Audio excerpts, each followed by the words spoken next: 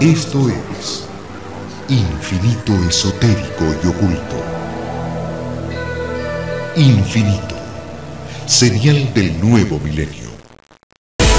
Encuentros con lo inexplicable. Ahora giremos nuestra atención hacia el faraón egipcio que probablemente menos hizo por su pueblo, pero cuyo breve reinado legó un enorme tesoro de sabiduría y conocimiento de la antigua cultura egipcia para el mundo moderno. Puede que también nos haya dado una de las armas terroristas más devastadoras del mundo. El faraón egipcio Tutankamón tenía 8 años, quizás 9, cuando se convirtió en el faraón de Egipto. Antes de cumplir 19 años estaba muerto. Su breve reinado estuvo sembrado por misterio y misticismo, y su historia es la de un gran amor, políticos sedientos de poder y engaños de consejeros. Suena casi como una historia tomada de los titulares de hoy, quizás mucho más de lo que pensamos. Algunos investigadores y científicos forenses recientemente llegaron a la conclusión de que el rey niño fue asesinado. Pudo ser que el intento por ocultar el asesinato todo este tiempo fuera el comienzo de lo que los científicos modernos ahora llaman guerra biológica. Virtualmente diferente a cualquier otra tumba del Valle de los Reyes, el lugar de sepultura de Tutankamón permaneció sin ser molestado por más de 3 milenios. Cuando finalmente fue abierto, una significativa cantidad de quienes estuvieron directamente involucrados en el descubrimiento murieron en forma repentina por una enfermedad aún no identificada. Aún más, la causa de la muerte del rey a tan temprana edad aún no fue determinada. La muerte del rey y las muertes de aquellos que descubrieron su lugar de descanso 3000 años después podrían estar relacionadas de alguna forma. El sarcófago estaba dentro de 4 sepulcros de madera dorada que casi llenaban toda la cámara, de pared a pared. El segundo sepulcro estaba cubierto por el primero, el tercero estaba cubierto por el segundo y así cada uno era sucesivamente más pequeño hasta llegar al ataúd de cedro, bañado en oro. Pero lo que resultó aún más sorprendente al tomar rayos X de la momia es que había signos de traumas violentos en la base del cráneo. Aunque estaba lleno de riquezas, no era la tumba del gran rey Dios, y algunos estudiosos comenzaron a preguntar si quizás el rey Tutankamón no había sido asesinado y colocado en una tumba de alguien de menor estatus en una sepultura simple. Aunque impresionantes para los parámetros modernos, los tesoros de Tutankamón deben haber palidecido al lado de las tumbas de los grandes faraones que gobernaron por periodos mucho más prolongados. Pero el mero hecho de que no hayan sido saqueados los convirtió en únicos en el Valle de los Reyes. ¿Los ladrones de tumbas sabían algo acerca de esta tumba que los alejaba? La historia de la maldición de los faraones comienza en la década de 1920 cuando 2 ingleses, Howard Carter y Lord Carnarvon, descubrieron la tumba de Tutankamón. Entre las espectaculares riquezas, hallaron una lápida en la cual estaba escrita una horrible maldición.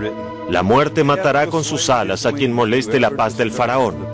La advertencia no los puso nerviosos, pero temían que sus asistentes nativos temieran y se fueran. Eliminaron toda mención de la lápida de sus registros y se deshicieron de ella. La piedra con el atemorizante mensaje nunca fue vista otra vez. Todo el incidente habría sido olvidado para siempre, de no ser porque unas 3 docenas de estudiosos y otros conectados con la excavación murieron misteriosamente. 22 personas murieron en los primeros 7 años, luego de que la tumba fue abierta. Según las leyendas que surgieron en torno al descubrimiento de la tumba del rey Tutankamón, no era el primer encuentro de Howard Carter con la maldición. En realidad, la entrada a la tumba fue descubierta el 4 de noviembre con la ayuda, cuenta la historia, de un canario que Carter tenía como mascota. Y en verdad, el capataz de Carter, Riz Ahmed, había visto el ave y exclamado: «Un ave dorada nos llevará a la tumba». Pero cuando Carter regresó a la tienda esa noche, lo esperaba un sirviente que le dijo que una cobra se había comido al ave. Le dijo a Carter que la serpiente, símbolo del faraón, había comido al ave porque los había guiado hasta la tumba y le rogó a Carter que no la abriera. El encanto de una tumba no saqueada superó toda superstición sobre místicas amenazas de muerte y de inmediato Carter envió un cable a Lord Carnarvon y se dispuso a esperar la llegada de su patrocinante antes de quebrar el sello de la tumba. Poco se sabía acerca de Tutankamón antes de la apertura de su tumba. En verdad, un faraón posterior ordenó la remoción del nombre de Tutankamón de todos los monumentos y templos. ¿Qué intentaba ocultar? Se presume que el faraón Akenatón es el padre del rey Tutankamón y probablemente también el padre de la esposa de Tutankamón. Casado con la legendaria Nefertiti, Akenatón cambió todo el paisaje de la vida egipcia. Al comienzo de su reinado, Akenatón desconoció a los dioses tradicionales y estableció una nueva religión basada en la adoración de un dios único, representado por el disco solar. En una separación aún más revolucionaria, abandonó las tradicionales ciudades y palacios de los faraones y trasladó a su familia a una remota parte del desierto, donde construyó una nueva ciudad capital en lo que hoy se llama Amarna. Allí, en aislamiento real, se dedicó totalmente a su familia y a su dios. Mientras tanto, su reino se desmoronaba.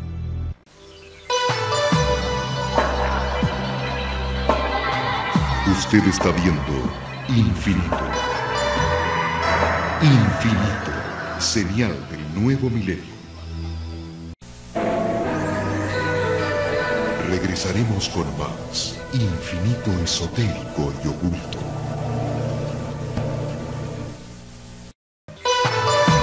Y ahora, continuamos disfrutando de nuestra programación por Infinito, señal del nuevo milenio. Nunca podemos saberlo con seguridad, pero basados en lo que sucedió luego, es fácil suponer que Aya, el visir, codiciaba el trono y que, ayudado y con la complicidad de Horemheb, el comandante militar de Egipto, Tutankamón debe haber parecido un blanco fácil.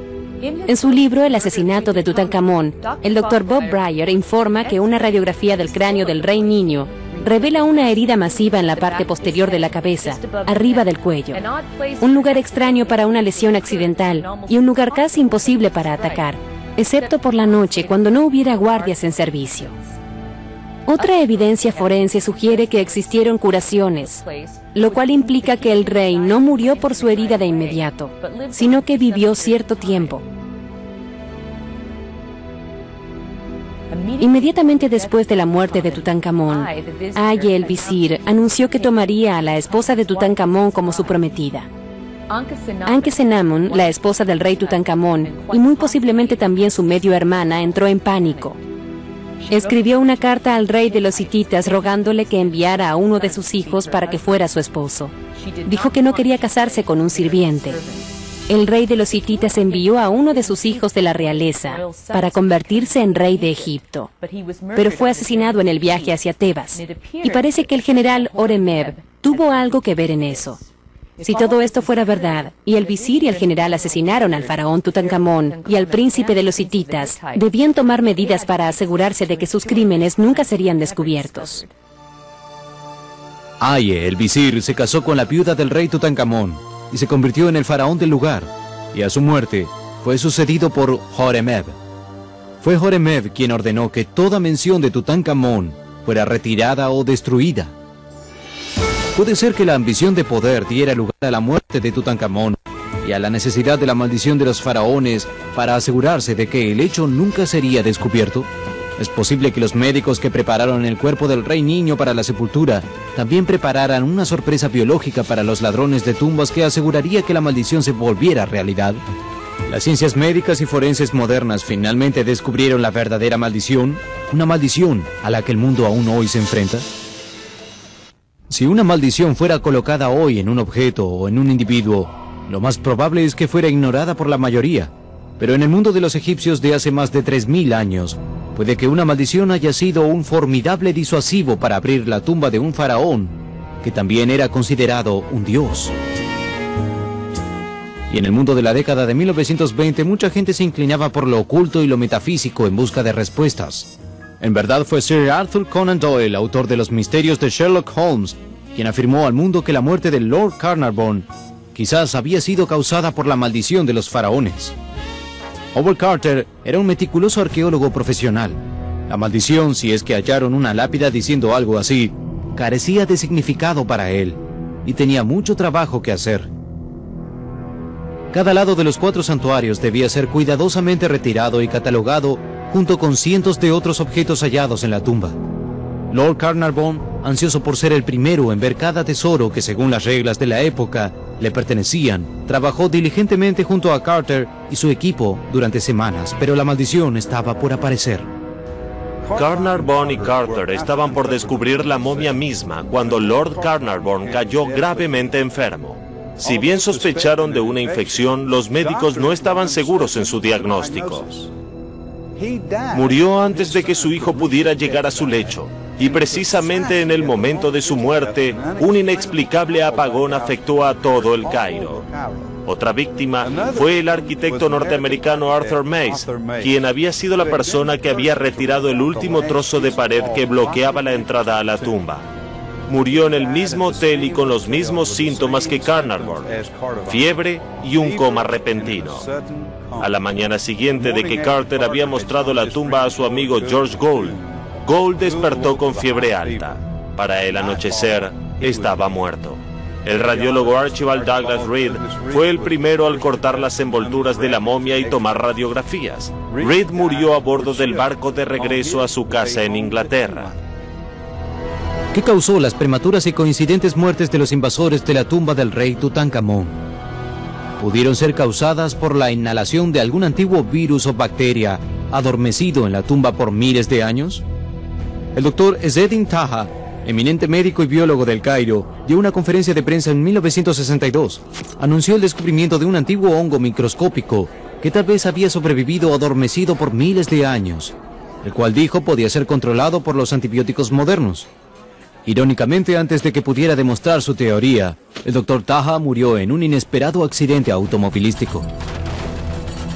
La posterior autopsia reveló que había fallecido a consecuencia del mismo colapso circulatorio que mató a los demás y que quizás había muerto antes de que su auto se saliera del camino. ¿Puede ser que, después de todo, exista algo de la maldición de los faraones? ¿Y es posible que el hongo, bacteria o virus no fuera solo un accidente de la naturaleza? Para 1929, 11 personas conectadas con el descubrimiento de la tumba habían muerto precozmente y por causas no naturales. Fue titular en los periódicos y la prensa de Inglaterra. Acuñó la frase «la maldición de la momia» y para 1935 había acreditado 21 muertes a causa de Tutankamón. ¿Existe algo más en la maldición de los faraones que superstición y temor? La mayoría de nosotros en el mundo moderno tiende a ver con desconfianza cosas como milagros, magia y maldiciones. Pero aparentemente no existe un código de limitaciones para la maldición de los faraones. En la década de 1970, los tesoros de la tumba del rey Tutankamón fueron de paseo. La tripulación del vuelo que transportaba las cajas parecía estar afectada por la mala suerte. Uno de los hombres que había estado jugando a las cartas sobre la caja maldita donde estaba la máscara de oro, la pateó repetidas veces como acto de frustración por su mala suerte. Poco tiempo después se quebró esa pierna, y en San Francisco un policía que custodiaba la máscara funeraria de oro de Tutankamón reclamó una compensación por un ataque basado en el efecto de la maldición. El juez desestimó el pedido, pero tal vez no debía apresurarse tanto para juzgar. Caso desestimado. En 1986, una médica francesa, Caroline Stenger-Philip, descubrió una posible explicación para las misteriosas muertes. La investigación de la doctora Stenger-Philip se basó en la costumbre de la época de dejar una buena provisión de frutas y verduras en la tumba para que el rey no tuviera hambre en su viaje al más allá. Con el correr de los siglos, esas cosas se descompusieron y formaron un moho y partículas orgánicas de polvo con alto potencial alergénico. Es muy posible que los arqueólogos cayeran víctimas de una reacción de shock luego de respirar esas partículas. Es mucho más posible que hayan muerto a causa de esas esporas mortales que por alguna antigua maldición.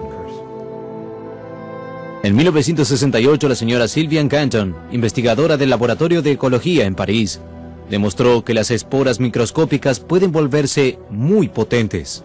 Según la investigación de la doctora Gandon, estas esporas microscópicas pueden vivir mucho tiempo y volverse extremadamente virulentas. Aún la muerte de Carnarvon podría ser explicada por una infección con estos patógenos de larga vida. Los informes arqueológicos indicaron que había un hongo negro dentro de la tumba, pero que estos informes fueron pasados por alto en ese momento. Sin embargo, la investigación de la doctora Ganton hizo que otros volvieran a pensar en los factores de seguridad al ingresar a sitios antiguos. La investigación demostró que existe una conexión teórica entre la actividad perjudicial de una bacteria, hongo o virus y el tiempo que puede sobrevivir como espora. Algunas personas son susceptibles a estos patógenos, en particular si su sistema inmunológico ya está debilitado. Todos los grandes faraones cuyos restos fueron hallados aquí, en el Valle de los Reyes, tanto por arqueólogos como por ladrones de tumbas, resultaron ser muy peligrosos.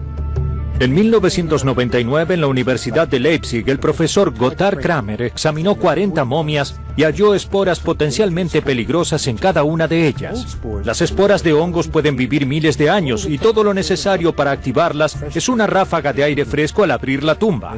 Cuando las esporas ingresan al cuerpo a través de la nariz, boca, ojos o membranas mucosas, pueden llevar con facilidad a fallas orgánicas o la muerte. Si una persona tiene debilitado su sistema inmunológico, la mortalidad es más probable aún. Algunas bacterias halladas en las momias eran extremadamente venenosas. Tendemos a pensar que los antiguos egipcios tenían conocimientos primitivos, pero sabían mucho antes de que la ciencia moderna apareciera que la miel es un efectivo antibacteriano. No resulta difícil imaginar que su experiencia también les enseñó acerca de bacterias mortales. Al calentar, la bacteria venenosa hallada en las momias comenzaba a reactivarse y a multiplicarse aún luego de más de 3000 años de estar sepultada. También cubría los objetos hallados en la tumba. Los egipcios tenían un amplio conocimiento de las plantas que podían curar y matar. Quizás aplicaron esos conocimientos al cubrir los objetos de la tumba, de modo que cualquiera que tocara cualquier objeto moriría en el futuro. ¿Podría ser que los asesinos del rey Tutankamón en verdad crearan una maldición autoejecutable, la primera guerra biológica del mundo? Todos los intentos por verificar el linaje familiar de Tutankamón fueron bloqueados por el gobierno egipcio. Las pruebas de ADN que estaban programadas para ser realizadas a Tutankamón y a su abuelo, Amenhotep III, fueron canceladas. Parece que Tutankamón está destinado a continuar siendo tan oscuro como los políticos, antiguos y modernos, puedan serlo. Pero puede que Tutankamón sea el último en reír. Los espectaculares objetos hallados en su tumba por Carter y Carnarvon dieron al mundo la más completa visión hasta la fecha de la gloria del antiguo Egipto. Y de todos los grandes faraones cuyas tumbas fueron sacadas a la luz, solo Tutankamón, el rey niño, descansa en la tumba en la cual fue originalmente ubicado. Algo para pensar hasta nuestro próximo encuentro con lo inexplicable.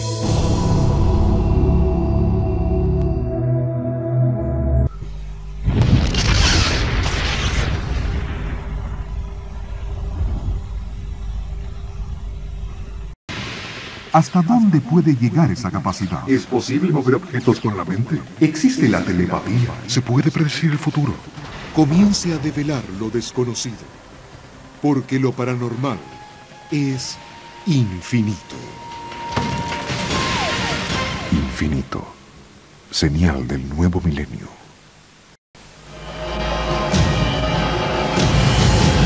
Cada minuto, de cada hora, de cada día, ocurren eventos inexplicables, incidentes, fenómenos, encuentros, ritos, experimentos. Cada día, cada hora, cada minuto, cada 60 segundos, se revela una vida llena de misterios. Ahora un canal trata de dar luz a todo.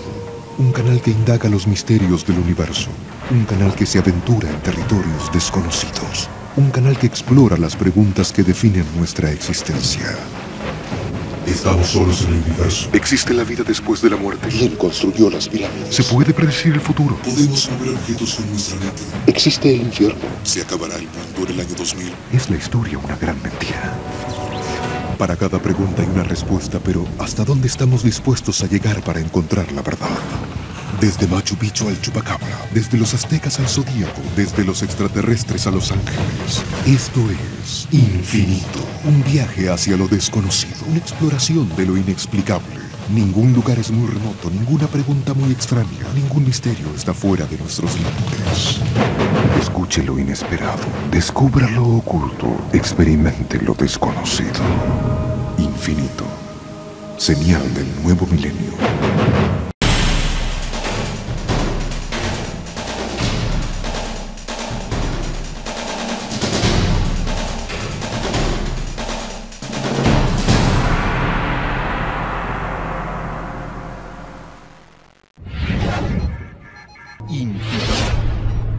Abre tu mente.